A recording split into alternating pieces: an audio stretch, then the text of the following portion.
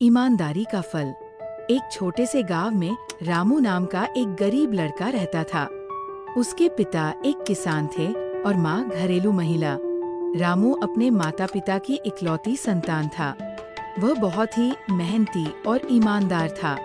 उसके माता पिता ने उसे हमेशा अच्छाई और सच्चाई का पाठ पढ़ाया था। एक दिन रामू स्कूल से घर लौट रहा था, तभी उसे रास्ते में एक बटुआ पड़ा हुआ मिला। उसने बटुए को उठाया और देखा कि उसमें काफी सारे पैसे थे। रामू ने सोचा, ये पैसे तो किसी के बहुत काम आ सकते हैं, मुझे इसे उसके मालिक तक पहुंचाना चाहिए। उसने बटुए में रखे पते को देखा और उस दिशा में चल पड़ा। वह पता गांव के एक धनी व्यापारी का था। रामू ने उनके घर जाकर दरवाजा खटखटाया। व्यापारी ने दरवाजा खोला और रामू को देखकर आश्चर्यचकित हुआ। रामू ने विनम्रता से बटुआ उन्हें वापस कर दिया। व्यापारी ने बटुआ खोलकर देखा और पाया कि सभी पैसे सुरक्षित थे। वह रामू की ईमानदारी से बहुत प्रभावित हुए।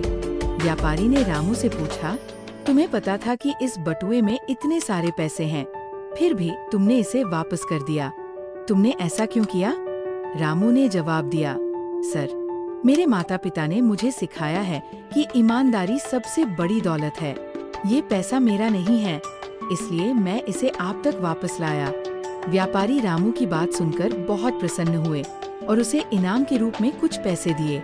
उन्होंने रामू के माता पिता से भी मुलाकात की और उनकी परवरिश की प्रशंसा की। रामू ने उन पैसों से अपनी पढ़ाई पूरी की और बड़ा होकर एक सफल व्यक्ति बना। उसने समाज में ईमानदारी और अच्छाई का महत्व समझाया और सभी को प्रेरित किया। इस कहानी से हमें ये सीखने को मिलता है कि ईमानदारी हमेशा फल देती है और अच्छाई का मार्ग हमेशा सफलता की ओर ले जाता है। रामू की कहानी आज भी गांव में एक मिसाल के रूप में सुनाई जाती है।